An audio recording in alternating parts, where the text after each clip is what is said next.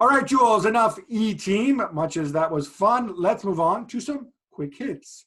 Cristiano Ronaldo is in his native Madeira and working hard, as we can see daily on his social media accounts. You saw that thing he did with the crunches? That was pretty impressive. Yeah. Jules, Cristiano's also received special dispensation to leave his house under certain conditions for training purposes. That makes sense, right?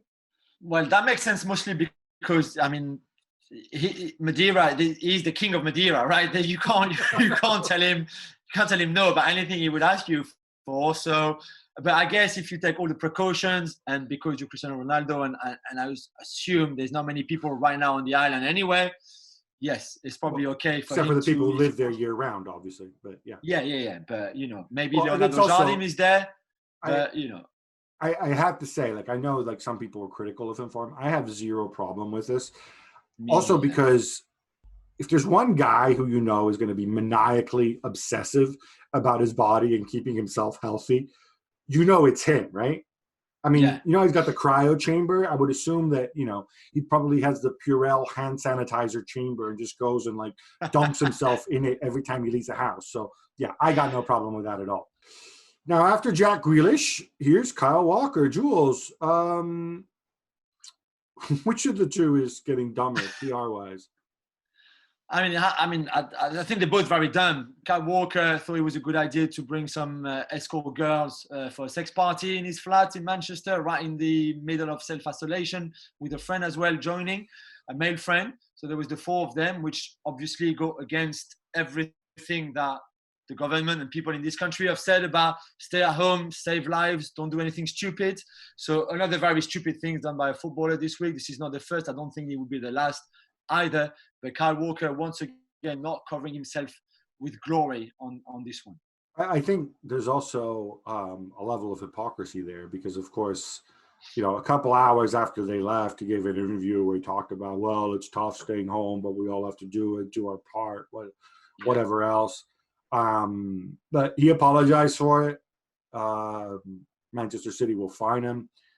I think this is worse than Grealish because, Kyle Walker turns 30 soon. He's been in the Premier League for 10 years. You're supposed to be a pro, act like a pro.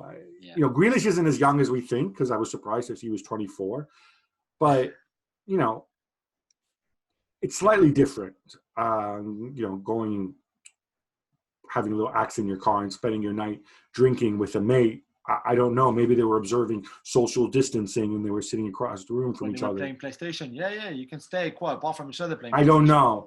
But this is a real letdown. It's a letdown for England, too, and Gareth Southgate. Yeah. And, not clever at all.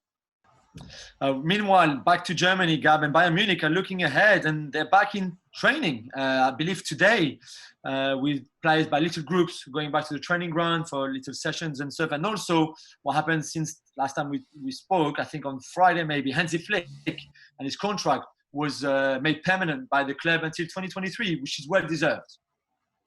Yeah, it's well deserved. I think, I said it from the start. I'm not suggesting that this guy's necessarily a genius. Obviously, he was Jogi Löw's longtime assistant. But, when they appointed him, it took him a while to make it permanent through the end of the season. And now it's good that he got a grown-up contract. I don't know what this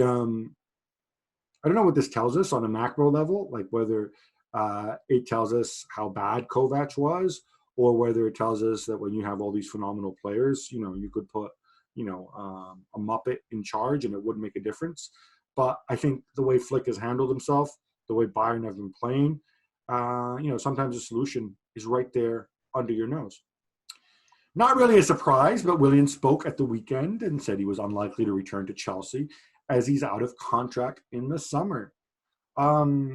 Joe's right decision for Chelsea to let him go. Should they try to keep him? Or I mean, you might disagree with me. I don't know, but I think it's the right move. Just let him go. Let Pedro go as well. I know those guys have experience. They've been great servants to your club, to Chelsea, and they can probably still bring something to the club. And we saw his 2 goals against Spurs, for example, in what was a very important game at the time in the Premier League between Chelsea and Tottenham. But I think he's been a long time at the club. I think it's the right time to move on from everyone, for him, for Pedro as well, for Chelsea.